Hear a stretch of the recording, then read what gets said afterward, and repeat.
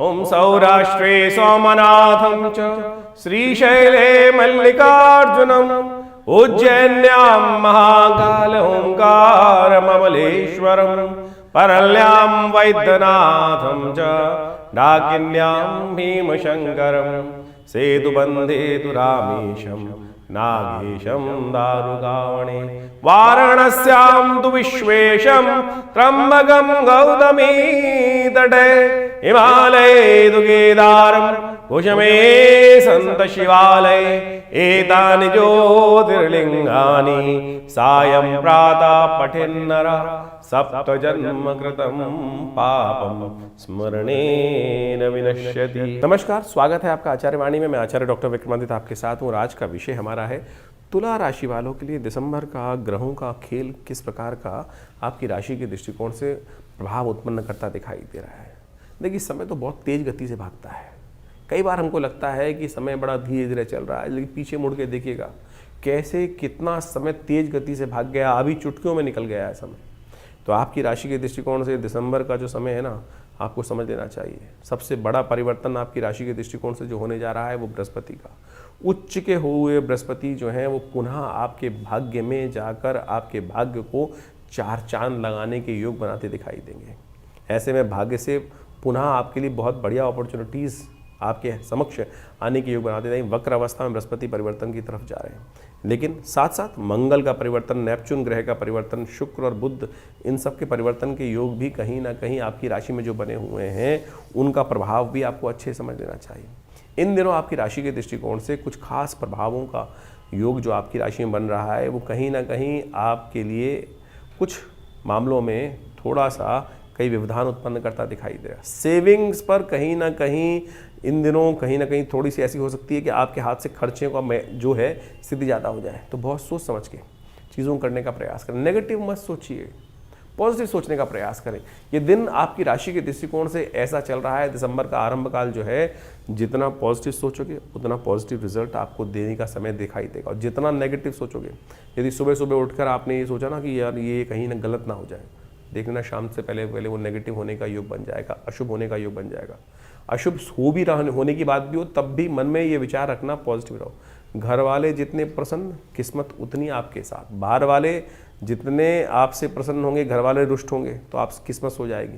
तो इसलिए पहली प्रायोरिटी आपके अपने लोग, आपके घर वाले, आपके निजी संबंध जो हैं वो आपसे अच्छे रहने चाहिए, प्रसन्न रहने चाहिए। तो इस बात का आपकी किस्मत उन्हीं के हाथ में दिखाई दे रही है। तो इन सब चीज़ों को समझ लीजिए कब कब क्या क्या खेल आपकी राशि में लोग ग्रहों का होने वाला है। 1 दिसंबर की बात करें तो सोमवार का अवसर है, एकादशी तिथि है और धन योग आपकी राशि में बना हुआ है। ये धन योग आपकी राशि में जो बना हुआ है ये कहीं ना कहीं आपकी राशि के दृष्टिकोण से हम समझाएं आपको तो कहाँ से लाभ देने वाला है। ये आपकी राशि के दृष्टिकोण से आपके पुरुषार्थ से ये कहीं ना कहीं लाभ देने की स्थिति आपके ग्रहों को उत्पन्न करने का योग बनाता दिखाई दे रहा है। लेकिन ध्यान रखिएगा आपकी राशि के दृष्टिकोण से ये बड़े संबंध जो है ना उनसे लाभ होने के योग बनते दिखाई दे रहे हैं। तो आपको एक बात ध्यान रखनी है कि आपकी राशि के दृष्टिकोण से स्वास्थ्य का सबसे पहला ध्यान रखने की ज़रूरत है। धन योग जरूर बना हुआ है और हमने आपको बता दिया इन धन योग कहाँ से लाभ दे रहा है, लेकिन स्वास्थ्य संबंधी समस्याओं में ऐसे योग बन रहे हैं कि धन जाने के योग भी कहीं ना कहीं बन सकते हैं। तो प्रथम सुख निरोगी काया, इस बात का ध्यान रखते हुए कार्य करें। इस दिन गीता जयंती है, मोक्षदा एकादशी है, मोक्ष देने वाली एकादशी है। भगवान विष्णु की उपासना आपके संपूर्ण मनोरथों को सिद्ध कर सकती है। इस दिन के शुभ योग में ही भगवान ने गीता का पाठ, गीता का जो ज्ञान था वो कुरुक्षेत्र के मैदान में अर्जुन के समक्ष उपस्थित किया। एक योद्धा के समक्ष, एक योगी के समक्ष रखा। और ये भक्ति की पराकाष्ठा है। वास्तविक तौर पर इस संसार में समस्त ज्ञान को देने वाली है। तो आप इस समय का उपयोग करने का प्रयास करें। सोमवार का अवसर है, हो सके तो जो धार्मिक कार्य होते हैं, मोक्ष को देने वाले कार्य होते हैं, ओम नमो नारायणाय, इस मंत्र का ज़्यादा से ज़्यादा करने का प्रयास करें। भगवान का सुंदर व्रत रखें, गीता का पाठ करें, समस्त मनोरथ सिद्ध होने के योग बनेंगे। नए कार्य करने के लिए दिन अच्छा नहीं दिखाई देता। जो चलते हुए कार्य में उनमें पूरी शक्ति से लग जाइए, धन का लाभ अवश्य होने के योग बनेंगे। भद्रा है, इस दिन सुबह 8:15 से लेकर करीब शाम को 7 बजे तक विद्यमान रहेगी। तो नए कार्यों में हाथ न डालें, चलते हुए कार्य जो है उन पर ध्यान देने का प्रयास करें, वो आपके लिए शुभ रहेगा। 2 तारीख का दिन मंगलवार का अवसर है, द्वादशी तिथि विद्यमान है और इस दिन ग्रहों ने परिवर्तन का जो योग बनाया है सुबह सुबह आपकी राशि के दृष्टिकोण से, वो आपके लिए एक नई शक्ति को सृजन करता दिखाई दे रहा है। आपके विचार जो रात्रि में थे उससे बिल्कुल विपरीत होते दिखाई दे रहे हैं, उम्मीद जागती दिखाई दे रही है। ये दिन 2-3 दिन आपके लिए कहीं विचार ऐसे हो सकते हैं जो पॉजिटिव आपको रहने के योग बहुत बढ़िया से बना सकते हैं। भौम प्रदोष है इस दिन, कहीं ना कहीं अपॉर्चुनिटीज़ आपके पास हैं जो कहीं ना कहीं जो पॉजिटिव होने के लाभ आपको दे सकते हैं। सेविंग को एनहांस करने के, चीज़ों को पॉजिटिव करने के योग बन सकते हैं। हिम्मत जगाइए। मंगल और प्रदोष का योग बन रहा है। हमने विवेकानंद योगाश्रम में इस शुभ तिथि में विशेष तौर पर यज्ञ भी रखा है आश्रम पर, और उसमें सम्मिलित हो सकते हैं। सुंदरकांड का पाठ भी रखा है, तो आप उसमें अवश्य लाभ लेने का प्रयास कीजिए। ग्रहों के उपचार से आपको लाभ होने की स्थिति बनेगी। यदि जीवन में जिनके ऋण लगातार परेशान कर रहे हो तो ऐसे में मंगल का विशेष कार्य करना चाहिए। ऋण मोचन स्तोत्र का पाठ करने से कहा जाता है इस शुभ योग में भगवान शिव की कृपा से समस्त अनिष्ट निवारण करने के योग बन जाते हैं। हमने विवेकानंद योगाश्रम में इस शुभ योग पर भौम जो कहा गया प्रदोष के दिन हनुमान जी की सुंदर उपासना करने के लिए सुंदरकांड का पाठ रखा है। आप भी इसमें सम्मिलित हों। सुबह शाम को ये कार्यक्रम रहेगा जो करीब करीब 6 बजे से आरंभ होगा। साथ साथ मंगल ग्रह की शांति के लिए यज्ञ रहेगा, क्योंकि मंगल इन दिनों जिस प्रकार का योग बना रहे हैं वो थोड़ा कष्टकारी है। खासतौर पर ये मंगल का साथ जो विभिन्न ग्रहों का योग बन रहा है, ये प्राकृतिक आपदाओं के योग देता है। मंगल अस्त अवस्था में है और साथ साथ जिस प्रकार से बहुत तेज़ी से उनका परिवर्तन करने का योग बनेगा, और वो कहीं ना कहीं प्राकृतिक आपदाओं का, विस्फोट का, आतंकी घटनाओं का, प्राकृतिक आपदाओं में जैसे ज्वालामुखी इत्यादि, भूकंप इत्यादि, इनके योग बनाने की स्थिति उत्पन्न कर सकता है। तो हमारे जीवन में समस्त अनिष्ट दूर रहें, भगवान की कृपा हम पर बनी रहे, तो इसके लिए कोशिश करें हनुमान जी का सुंदर पाठ अवश्य करने का प्रयास करें। सुंदरकांड का पाठ, हनुमान चालीसा का पाठ, और जैसा भौम प्रदोष का योग है तो अच्छा रहेगा आपके लिए इस शुभ तिथि में। हो सके तो हनुमान जी का विशेष तौर पर मंगल ग्रह की शांति के निमित्त ऋण मोचन स्तोत्र का पाठ भी कर लीजिए, उसका यज्ञ भी कर लीजिए, करवा लीजिए, वो आपके लिए कल्याणकारी योग बनाएगा। तो 3 तारीख का दिन ग्रह नक्षत्रों का योग क्या है तुला राशि वालों के लिए जान लेना चाहिए। बुधवार का अवसर है और उस दिन त्रयोदशी तिथि विद्यमान है, और ग्रह नक्षत्रों के दृष्टिकोण से पंचांग में यदि पढ़ेंगे तो एक योग लिखा है पिशाच मोचन श्राद्ध, वो भी बताएंगे उसके बारे में भी। लेकिन सबसे पहले बात कर लेते हैं ग्रहों का प्रभाव आपकी राशि के दृष्टिकोण से कैसा पड़ता दिखाई दे रहा है। ग्रहों का प्रभाव आपकी राशि के दृष्टिकोण से हमें दिखाई देता है ये पॉजिटिव रहेगा। ये चीज़ें आपकी राशि के दृष्टिकोण से कहा जाता है ना कि भविष्य जानने वाला दिन दिखाई देता है। कई बार आपने देखा होगा आपके ग्रह योग दिन ऐसा होता है कि जो सोचा वो सामने घटना दिखाई दिया। शक्ति भी अच्छी है, पॉजिटिविटी आपके अंदर अच्छी रहने के योग बनते दिखाई दे रहे हैं। ग्रहों की स्थिति ऐसी है, थोड़ा ध्यान रखिए। जो शादीशुदा लोग हैं ना, वो एक बात ध्यान रखें, आपकी जीवन साथी के हाथ में आपकी किस्मत इन दिनों चल रही है, और जहां आपके मन आपके जीवन साथी के साथ मिलेगा तो देखिएगा लाभ होगा। और यदि मन जीवन साथी के विरुद्ध जाएगा, कहीं ना कहीं मन में वो जो आप हीन भावना लाएंगे जीवन साथी के प्रति, तो फिर किस्मत सो सकती है। तो इस बात का आपको विशेष तौर पर ध्यान रखने का प्रयास करें। जितना आपकी राशि के दृष्टिकोण से कन्याओं का पूजन करने का योग बनेगा, उतना ज़्यादा आपके लिए स्थितियाँ पॉजिटिव होने की तरफ जा रही हैं। पिशाच मोचन श्राद्ध है इस दिन। जीवन की ऐसी अद्भुत कार्य कई बार हो जाते हैं, ऐसी घटनाएं हो जाती हैं, ना चाहते हुए भी कष्ट जीवन में आ रहा है, तो कहा जाता है वो कहीं ना कहीं आपके द्वारा किए गए दुष्कृत्य हैं, वो एक गलती से हो जाता है। कोई पेड़ उखाड़ दिया, कोई पेड़ कटवा दिया, कहीं पीपल का पेड़ कटवा दिए थे कई लोग अज्ञानता में। क्या होता है उसके द्वारा जान लीजिए। तो ये मार्गशीर्ष मास की त्रयोदशी के दिन पिशाच मोचन जो श्राद्ध होता है, ये बहुत अद्भुत है, बहुत विशेष है, इसको अच्छे से समझ लेना चाहिए हमको। जो पिशाच मोचन श्राद्ध होता है वो विशेष तौर पर आपके जीवन में कई बार ऐसी घटनाएं घट जाती हैं कि वो विशेष तौर पर कई ऐसी आपदाएं आ जाती हैं कि जो व्यक्ति गलत अज्ञानता में कर लेता है और उसका भार पड़ जाता है। एक इंसिडेंट बताते हैं हम आपको। आप सबके घर में कई बार आपने देखा होगा कि पीपल का पेड़ उग जाता है, और पीपल का पेड़ जब उग जाता है तो क्या होता है, हमको बड़ा होने से पहले उखाड़ के उसको फेंकने की व्यवस्था करनी चाहिए। और आप माने गलती से अज्ञानता से वो पीपल का पेड़ जो काट दिया जाता है, उसके द्वारा क्या क्या हो सकता है कष्ट, वो आपको प्रत्यक्ष रूप से समझना चाहिए। हम आपको एक घटना बताते हैं, दिल्ली की ही घटना है, और करीब शायद 1987-88 की घटना है। उन दिनों भारत सरकार का एक एयरपोर्ट के ऊपर वायु हेलीकॉप्टर की व्यवस्था चलती थी, शायद उसका नाम जो भी था एक हेलीकॉप्टर व्यवस्था थी, और मेघ वायुदूत करके शायद उसका नाम था, मुझे पूरा याद नहीं आ रहा है। और आप मान के चलें दिल्ली के पालम एयरपोर्ट में उन दिनों लगातार कुछ घटनाएं घट रही थी, बार बार एक्सीडेंट होता था।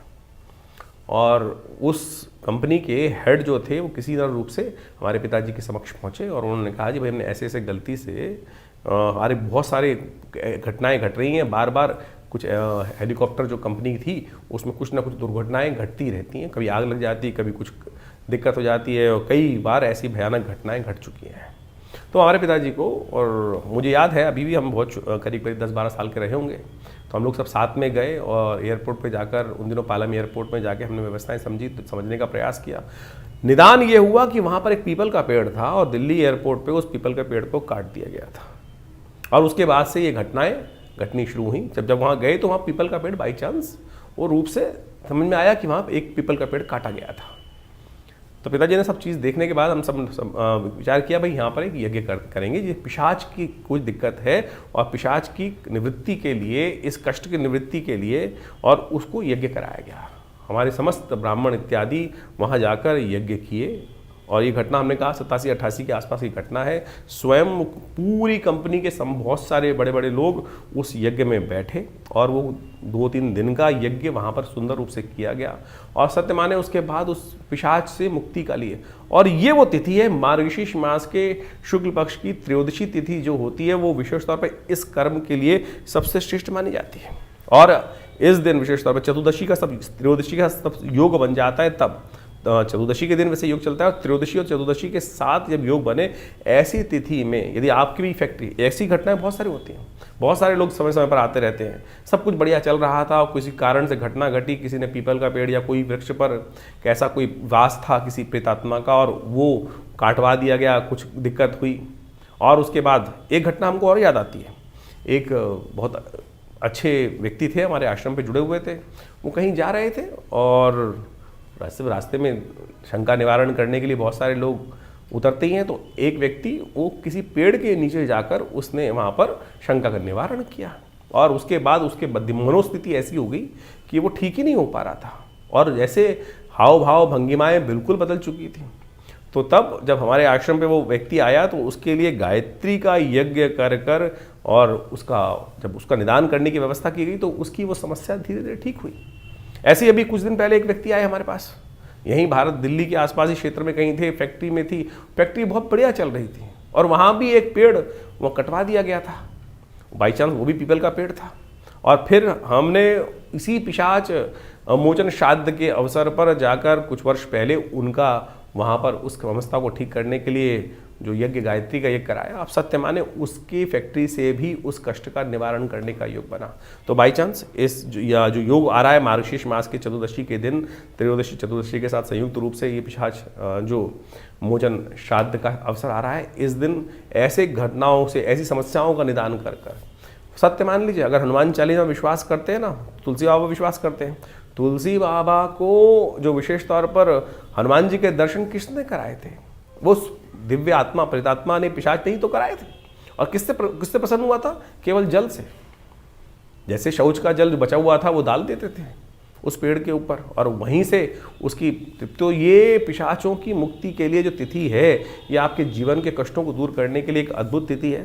तो इस तिथि में जो शास्त्र में विधि के अनुसार से जो उपाय बताए गए हैं, छोटे छोटे उपाय हैं, उनको अवश्य करने का प्रयास करना चाहिए। तो ऐसे में केवल बायस्ड होकर, केवल हम जो सो कॉल्ड आज की तारीख में सब लोग साइंटिस्ट बन के बैठ गए हैं, रैशनलिस्ट होकर बैठ गए हैं, नहीं रैशनलिस्ट। क्योंकि जब एक चीज़ सटल है और एक चीज़ जब स्थूल है, सूक्ष्म, दोनों रूप की हैं। व्यक्ति सूक्ष्म भी है, स्थूल भी है। शरीर स्थूल है और आप यदि सूक्ष्म चले गए और शरीर के अंदर जो सेल चल रहा है, जो शक्ति चला रही है, वो सूक्ष्म है। तो यानी हर चीज़ की अनेक अनेक पैरामीटर्स पे देखने के लिए व्यवस्थाएं, समझने के लिए व्यवस्थाएं। तो जिस प्रकार से मानव योनि है, उसी प्रकार से पिशाच योनि भी है, प्रेत योनि भी है।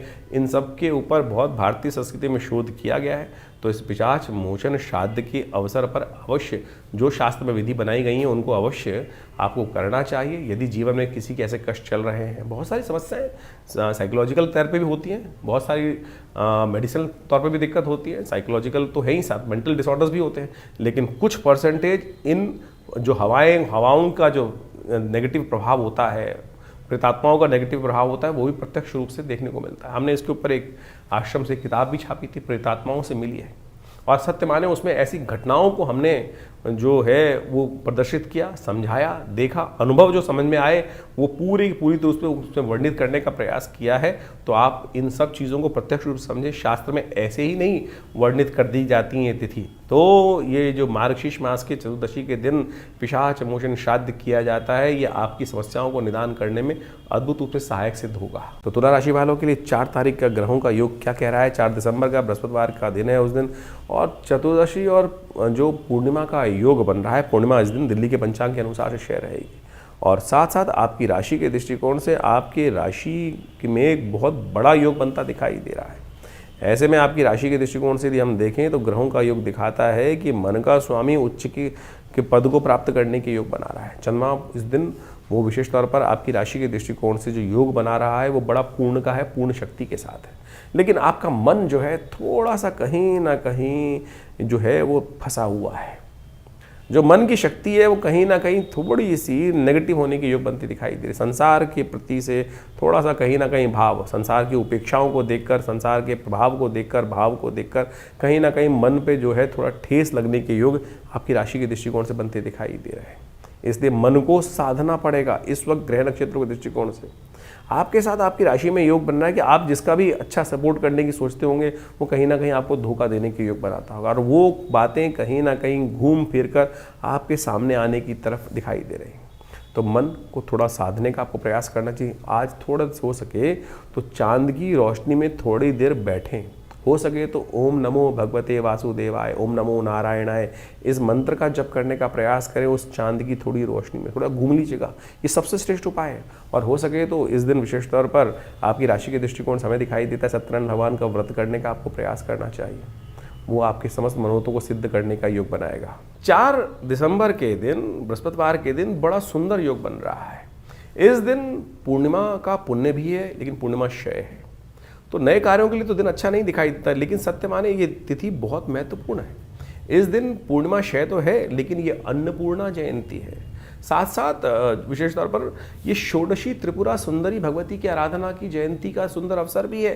तो इस दिन षोडशी जो त्रिपुरा सुंदरी भगवती हैं उनका सुंदर स्तवन करने का, जो भागवती का दुर्गा सप्तशती के अंदर जो 11वें अध्याय के अंदर उनका ध्यान आया है, सुंदर रूप से भगवती का ध्यान कर कर उनका पूजन अपनी मनोकामना सिद्धि के लिए। कहा जाता है कि अन्नपूर्णा जयंती भी है, साथ साथ दत्तात्रेय भगवान की जयंती भी है इस दिन। तो माँ भगवती की कृपा से और पूरा संसार जो है ना, शास्त्र में जो अद्भुत कथा वर्णित की गई है माँ भगवती अन्नपूर्णा की, कि उनकी कृपा से ही इस संसार को भोजन मिलता है। कहा जाता है कि एक भयंकर समय था, अकाल पड़ा, और उस समय पूरे संसार में सब जगह भोजन जो था वो समाप्त हो गया था। केवल काशी में माँ भगवती की कृपा से भगवती विराजमान हुई और उन्होंने पूरी व्यवस्था को ठीक करने के लिए सुंदर रूप से कार्य किया। तो इस दिन अवश्य हमको भोजन का दान करने का प्रयास करना चाहिए। ओम ह्रीं श्रीं क्लीं नमो भगवती माहेश्वरी अन्नपूर्णे, इस मंत्र का जप करते हुए भगवती का, अन्नपूर्णा जी का भगवती का पूजन करने का यथाउचित भाव से प्रयास करना चाहिए। तो कहा जाता है माँ भगवती संसार जो पार्वती स्वरूप हैं, शिव की शक्ति के स्वरूप में विद्यमान है, उनका भी सुंदर स्तवन, उनका वही वास्तविक तौर पर अन्नपूर्णा भगवती हैं। तो उनका सुंदर रूप से स्तवन कर कर हम जीवन में अपने कष्टों को दूर करने का योग बना सकते हैं। शास्त्र में वर्णित है जो अन्न का दान करता है, भोजन का दान करता है, वो अगले जन्म में बहुत सुंदर बनता है, शारीरिक तौर पर सौंदर्य को प्राप्त करने का योग बनाता है। इस दिन भगवान दत्तात्रेय की भी जयंती शास्त्र के दृष्टिकोण से कहा जाती है। और दत्तात्रेय के संबंध में कहा जाता है भगवान विष्णु, भगवान शंकर और भगवान ब्रह्मा के तीनों के अवतार के रूप में उनका स्थान प्राप्त है और अद्भुत शक्ति संपन्न है। उनके जो विभिन्न शास्त्रों में मंत्र बताए गए हैं, कहा जाता है कि जब कोई और मंत्र कार्य कर रहा हो तो भगवान दत्तात्रेय की आराधना कर कर उनके जो विभिन्न मंत्र हैं तंत्रोक्त विधि के अनुसार से, शास्त्र के अनुसार से जो प्रमाणित कहा गया है, वो अद्भुत रूप से सहायता प्रदान करते हैं, कष्टों का निवृत्ति का योग बनाते हैं। तो इसको अवश्य अपने जीवन में इस तिथि को बड़े सुंदर रूप से करने का प्रयास करें। सत्य व्रत करें, भगवान का सुंदर पूजन करें, आपकी अनेक जीवन की समस्याओं को ठीक करने के योग बनेंगे। 5 तारीख का दिन, 5 दिसंबर का दिन तुला राशि वालों के लिए ग्रहों के हिसाब से बहुत महत्वपूर्ण योग बनाता दिखाई दे रहा है। और आपकी राशि के दृष्टिकोण से यदि देखा जाए तो इस दिन जो ग्रहों का परिवर्तन का योग है वो भाग्य में 4 चांद लगाने के योग बना रहा है। बृहस्पति परिवर्तन की तरफ जा रहे हैं, बृहस्पति पुनः वक्र अवस्था में जाते हुए भाग्य भाव में आ रहे हैं। 12 वर्ष बाद बृहस्पति भाग्य में आए हैं, अतिचारी हैं, और बहुत तेज गति से भाग्य में रुके हुए कार्य को पूर्ण करने का अवसर पुनः आपके ये ग्रह आपको देते दिखाई दे रहे हैं। बिल्कुल चीज़ें पलटने का समय है, सही मान के चल लीजिए, चीज़ों को पलटने का समय है। जिन चीज़ों में आपको लग रहा था कि भाग्य शायद साथ ना दे, अब वो भाग्य पूरी तरह से चीज़ों को साथ देने की स्थिति आपके लिए उत्पन्न करता दिखाई दे रहा है। ऐसे में आपकी पर्सनालिटी में कुछ चेंजेस, इंटरनल चेंजेस भी आने के ये ग्रह जिस प्रकार से परिवर्तन की तरफ बना है। बृहस्पति जो है वक्र अवस्था में आपके भाग्य स्थान में जाकर विराजमान हो जाएंगे। शाम को करीब करीब 7:17 के करीब यानी 5:24 के आसपास ये परिवर्तन का योग बनेगा। और सत्य माने इस ग्रहों के परिवर्तन के दृष्टिकोण से क्या होता है कि आपके एक इंटरनल ओरा पर भी उसका प्रभाव पड़ता है। जो लोग आपके प्रति थोड़ा सा कहीं ना कहीं नेगेटिव भाव थे, वो शायद आपकी उसी चीज़ों से, आपके प्रभाव से पॉजिटिव होने की तरफ हो जाए। तो यानी आपका जो ओरा है वो पॉजिटिव होने की तरफ जाता दिखाई दे रहा है एक विशेष ग्रह के परिवर्तन से। तो ऐसे में उसको और निखारने का प्रयास करें। थोड़ा ये पीले रंग का उपयोग, पीली हल्दी का टीका, थोड़ा पीला वस्त्र, मैं कहूँगा अपनी जो कुर्सी है जहाँ बैठते हैं इन दिनों उसको अवश्य विशेष तौर पर, या पर्दे हो गया, कुछ भी हो गया, पीला कपड़े का उपयोग करने का प्रयास करें। ये आपकी किस्मत में 4 चांद लगाने वाले 6 महीने हैं, तो इसका जितना उपयोग करके काम करोगे ना वो अच्छा रहेगा। एक काम करें, ये ज्ञान मुद्रा का अभ्यास कीजिए, थोड़ा शांत होकर थोड़ी देर ओम ग्रांग ग्रीं ग्रौंग से गुरुवे नमः इस मंत्र का जप कीजिए। और हो सके तो किसी देवस्थल में जाकर, देखिए धर्म और देवस्थल विशेष तौर पर ध्यान रखें, किसी तीर्थ यात्रा में अवश्य जाइएगा। मैं कहूँगा हर महीने कम से कम आने वाले 6 महीने अवश्य किसी तीर्थ स्थल में जाकर, जैसे वैष्णवी देवी हैं, नैना देवी हैं, जो पहाड़ों में भगवती का स्थान है उनमें जाकर उनके समर्पित भाव से दर्शन करने का सौभाग्य बना लीजिए। भाग्य जागने के योग आपकी राशि में आए हैं। और जिन्होंने तुला राशि वालों ने ये उपाय आने वाले 6 महीने शर्त ला के जान लीजिए, ये उपाय कर लिया, माँ भगवती की शरण में इन पहाड़ा वाली भगवती जहाँ जहाँ विराजमान है उनके दर्शन करने के लिए योग बना लिया, तो सत्य मान लीजिए आपके भाग्य में 4 चांद लगने के योग ये विशेष तौर पर ग्रह बना के दे देगा। तो ऐसे में विशेष तौर पर ये काम करते हुए कल्याण करने के और भी बहुत सारे उपाय हैं, उनको समझ लीजिए तो अच्छा रहेगा आपके लिए। तो आपकी राशि के दृष्टिकोण से आपने समझा कि बृहस्पति का ये परिवर्तन आपको क्या प्रभाव देने वाला है। उनके उपाय भी आपको अच्छे से कर लेना चाहिए। देखिए बृहस्पति ज्ञान का ग्रह है, वक्र अवस्था में वो राशि परिवर्तन कर वापस चलते चलते इस वक्त राशि परिवर्तन किए हैं। और जो सबसे उच्च स्थान से प्राप्त होकर वो इस वक्त बुध की राशि में जो प्रवेश कर चुके हैं, उसका प्रभाव आपकी राशि के दृष्टिकोण से जो हो रहा है वो आपने अच्छे से समझा। इसका निदान भी अवश्य करने का प्रयास करें। सबसे श्रेष्ठ तो ये होगा कि बृहस्पति को शक्ति देने के लिए, उसका शुभ फल प्राप्त करने के लिए पीली चीज़ों का दान करने का प्रयास करें।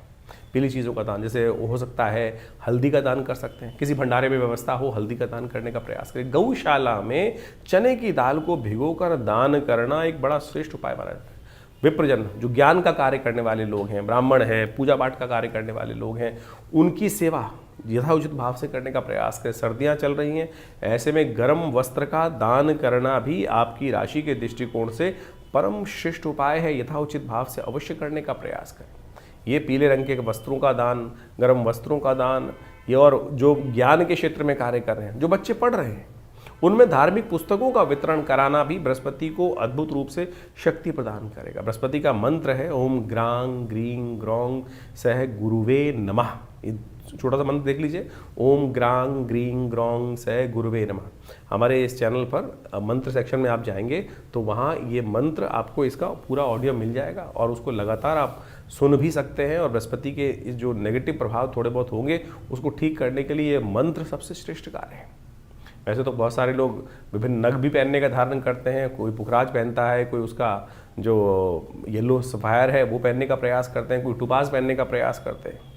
तो हम कहेंगे सबसे श्रेष्ठ जो है वो आप बृहस्पति को शक्ति देने के लिए बृहस्पति का मंत्र जप करने का प्रयास करें, दान करने का प्रयास करें, वो आपको अद्भुत रूप से लाभ देगा। एक बड़ा श्रेष्ठ उपाय है बृहस्पतिवार के दिन व्रत कर केले का पूजन करना, केले के पेड़ पर हल्दी वाले जल को अर्पित करना। ओम नमो नारायणाय इस मंत्र का स्तवन करते हुए भगवान विष्णु स्वरूप उस केले के पेड़ का पूजन करने से भी बृहस्पति के बहुत सारे नेगेटिव प्रभाव है, ये हमने प्रत्यक्ष रूप से देखा है कि बिल्कुल दूर होने के योग बन जाते हैं। और शास्त्र विधि के अनुसार से पुराणों में इसको बहुत वृहद रूप से समझाने का प्रयास किया गया है।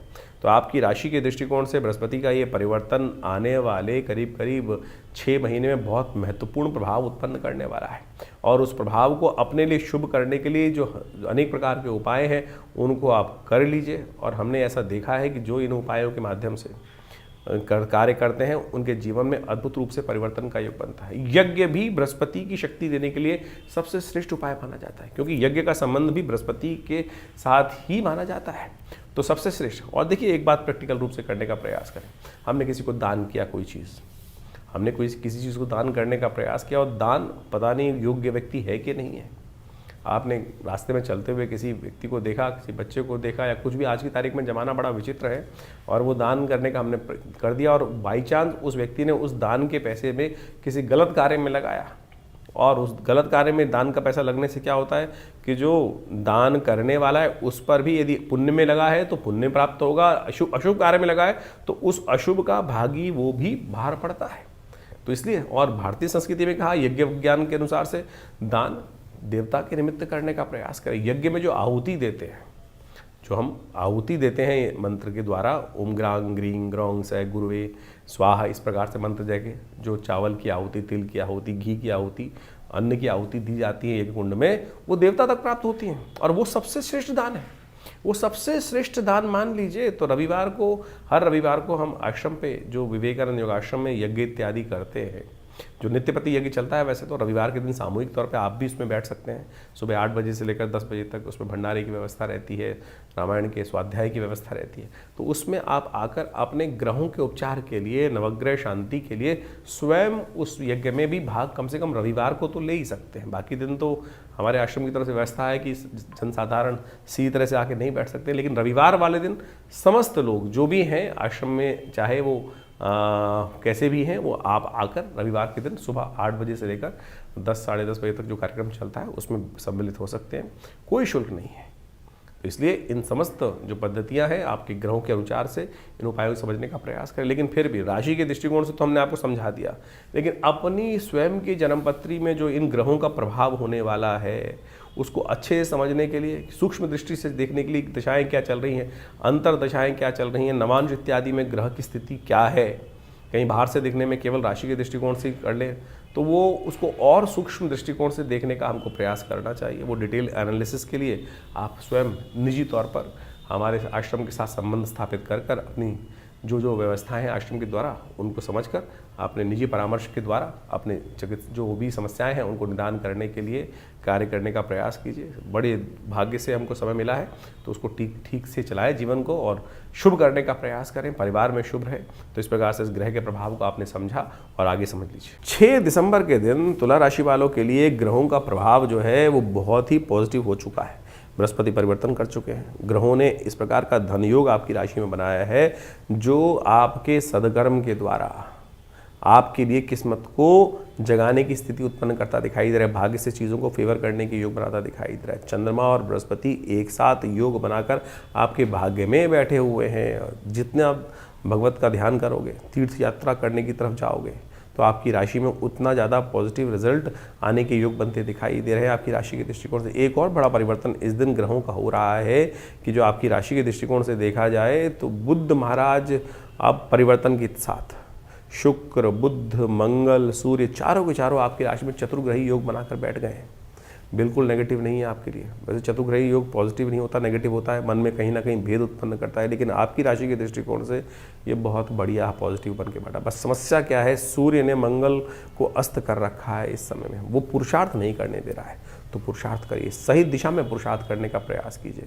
अपने परिवार वालों के साथ सलाह कर अपने हितैषियों के साथ सलाह कर जीवन साथी के साथ सलाह कर कार्य करने का प्रयास करो। किस्मत आपके लिए बहुत पॉजिटिव रिजल्ट लाने। कन्या पूजन जितना करोगे ना इन दिनों आपकी राशि के दृष्टिकोण से आपके ग्रहों को अनुकूल करने के योग बनाएगी।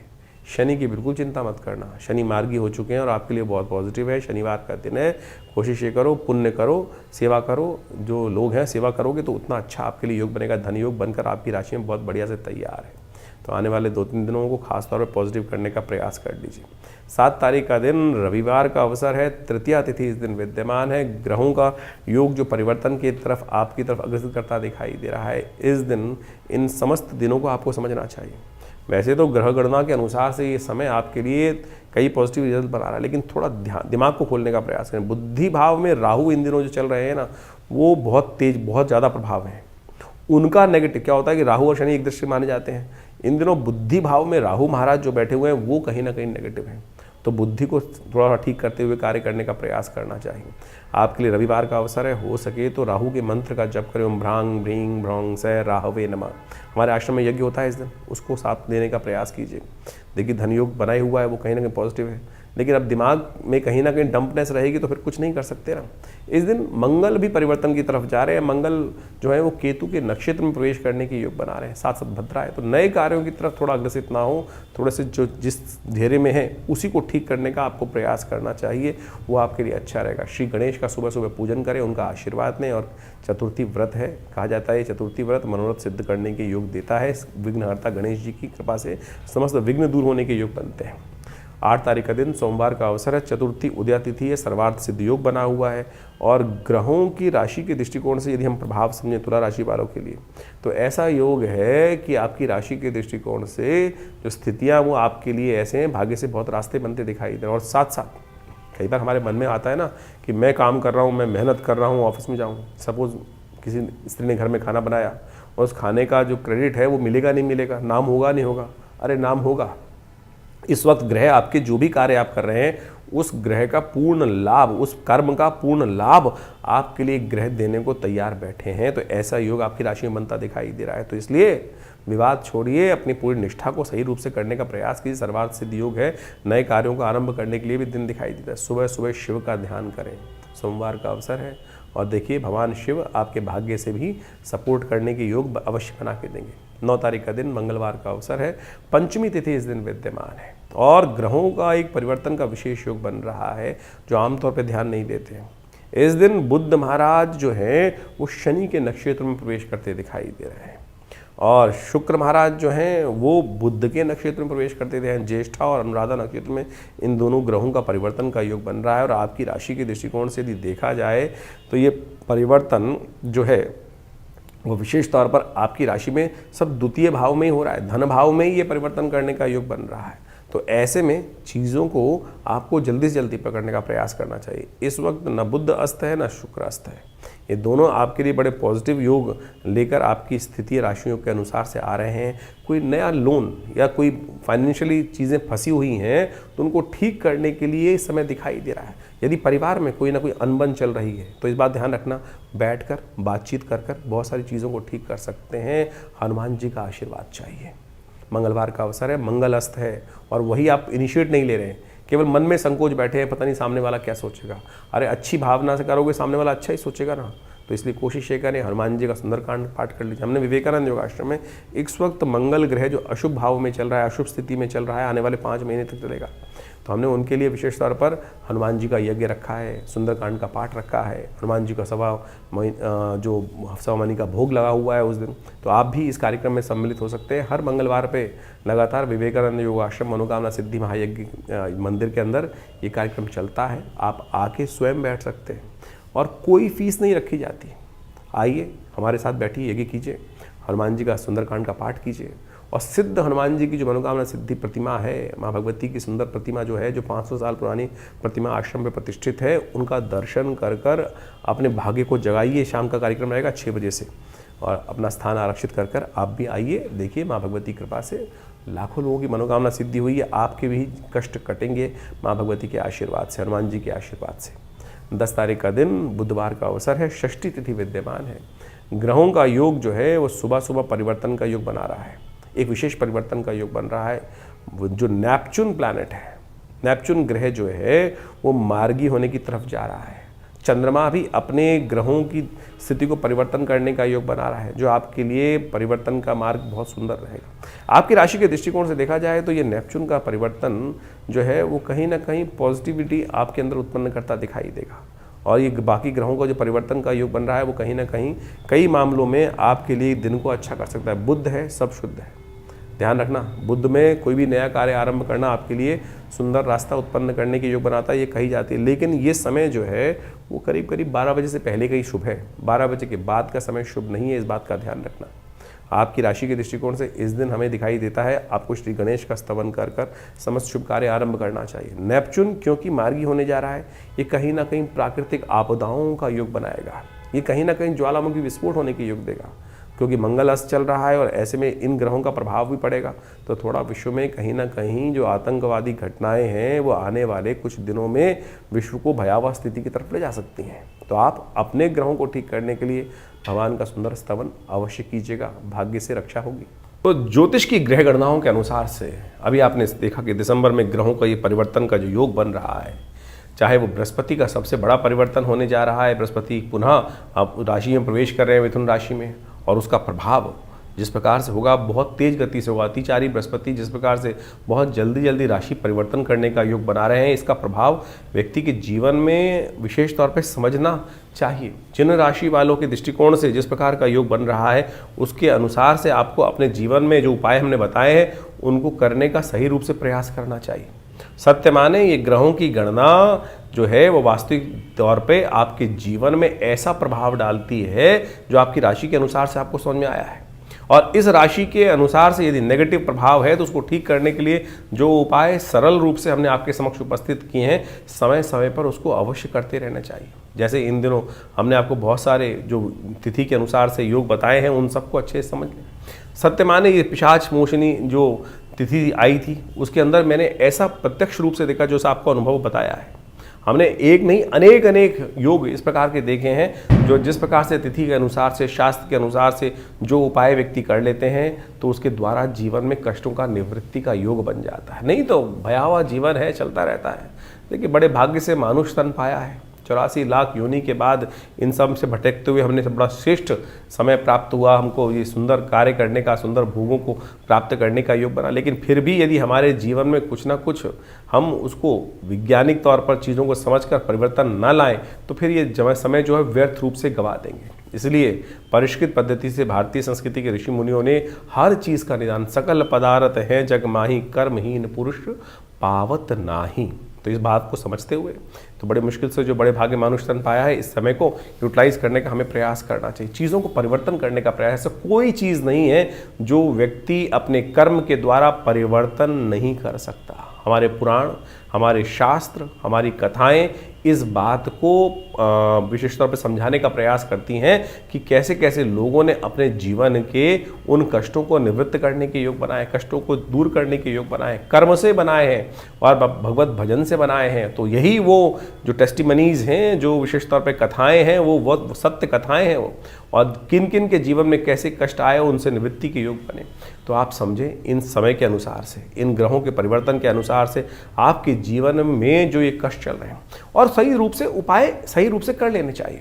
हमने इस कार्यक्रम के माध्यम से आपके समक्ष ज्योतिष की जो विभिन्न शाखाएं हैं, चाहे वो मंत्र विज्ञान के निदान के माध्यम है, चाहे वो दान के माध्यम से निदान का मार्ग है, या फिर वो विभिन्न प्रकार के जो भी और उपाय हो सकते हैं, चाहे वो शास्त्र में लाल किताब हो गए और विभिन्न पुस्तकों के माध्यम से, पाराशरी ज्योतिष के माध्यम से, वैदिक ज्योतिष के माध्यम से जो उपाय हो सकते हैं वो सरल रूप से हमने आपके समक्ष रखने का प्रयास किया है। आशा करते हैं इन सब चीज़ों को आप समझकर अपने जीवन में परिवर्तन, अपने बच्चों के जीवन में परिवर्तन, अपने समस्त प्रेमी जनों के जीवन में परिवर्तन लाने के लिए हमें सुंदर प्रयास करना चाहिए। एक बहुत सारे विचित्र भाव लोग कई बार पूछ लेते हैं, कई बार व्हाट्सएप भी करके भेजते हैं कि हमारी नाम राशि के अनुसार से भी क्या भविष्य मिलेगा। अरे बिल्कुल मिलेगा। ज्योतिष के अंदर अनेक शाखाएं हैं।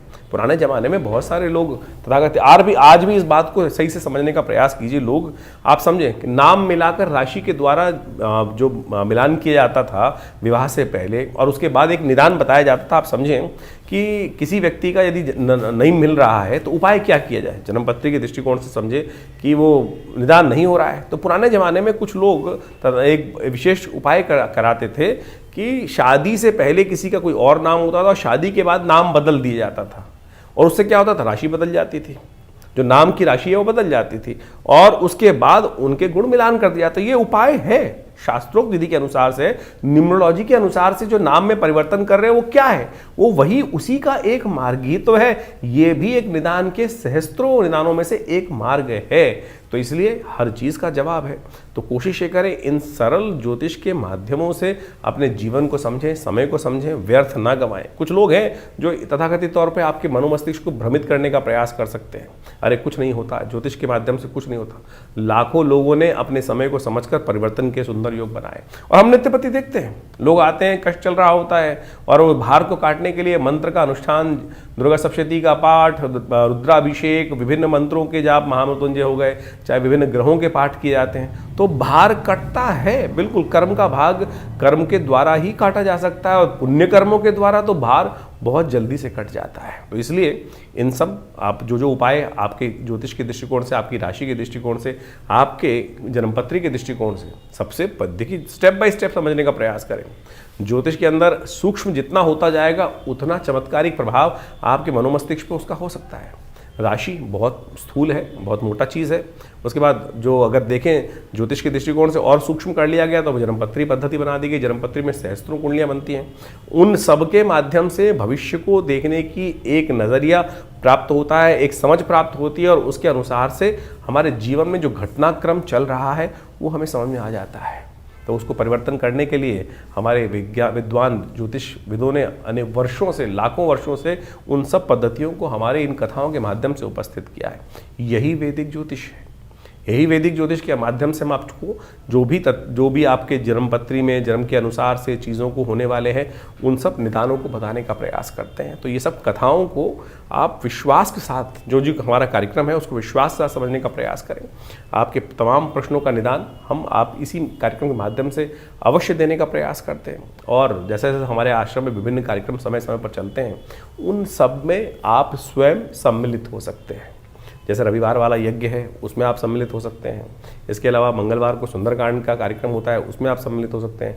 विभिन्न उत्सव समय समय पर होते रहते हैं, उन सब के निमंत्रण हम आपको देते रहते हैं। और आप उसमें व्यवस्था जान लीजिए, उसमें कोई शुल्क आश्रम की तरफ से नहीं लिया जाता। कुछ लोग हैं, हमारे को कंप्लेंट आती रहती है, हमारे नाम से कोई आपको जन्मपत्री या कोई भी निदान करने के लिए पैसे मांग रहा है, तो कम से कम ये देख लें कि हमारे आश्रम से कोई ऐसे पैसे की लेन देन की व्यवस्था नहीं होती है, हम कोशिश नहीं करते हैं।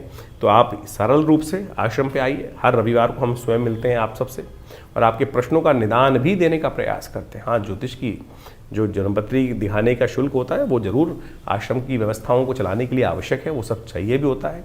और आप चाहें तो आप स्वयं सम्मिलित हो भगवती के इस यज्ञ में, विभिन्न कार्यक्रमों में जो ये विवेकानंद योगाश्रम की तरफ से हम चलाते हैं। हॉस्पिटल भी चला रहे हैं, एक बहुत बड़ा जो 100 बेड का हॉस्पिटल है विवेकानंद योगाश्रम हॉस्पिटल। प्राकृतिक चिकित्सा, योग, आयुर्वेद, फिजियोथेरेपी और बहुत बड़ा अभी एलोपैथिक का भी विंग हम आश्रम में उन व्यवस्थाओं में जोड़ने का प्रयास कर रहे हैं। आप सबके में हम साथ का अपेक्षा भी करते हैं। आइए, जुड़िए हमारी संस्था के साथ और जनमानस की सेवा में लगिए और परमात्मा के भजन में लगिए सत्य रूप से। और साथ साथ बहुत सारे और भी कार्य, चाहे गौशाला का कार्य आश्रम में चल रहा है, सदा व्रत का कार्य चल रहा है, यानी भंडारा भी चलता है, गरीबों को भोजन कराने की व्यवस्था होती है। हर महीने कम से कम आप मान के चले कि लाखों लोगों को, चाहे वो विभिन्न मार्ग से जो आयुर्वेदिक औषधियाँ हैं उनका वितरण कराने का हम प्रयास करते हैं। करीब करीब हमने जो अपनी व्यवस्था आश्रम की तरफ से देखी है तो करीब करीब हर महीने करीब हम 20 से 30 लाख रुपए की जो मेडिसिन्स हैं, दवाइयाँ हैं, जो विभिन्न हमारे को आश्रम में विभिन्न सहयोगों से प्राप्त होती हैं, वो सब पूरे क्षेत्र में हम वितरण करने का भी प्रयास करते हैं। सर्दियों में कपड़े, वस्त्र इत्यादि, गर्म वस्त्र इत्यादि वितरण करने का प्रयास करते हैं। गरीबों में खाने भोजन की व्यवस्था करने का प्रयास करते हैं। तो ये सब समाज के कार्य आश्रम की तरफ से चल रहे हैं। आप भी स्वयं इन सब कार्यों में जुड़ें। आप सबको ये जीवन में शुभ होगा, कल्याण होगा और आनंद के योग बनेंगे। धन्यवाद।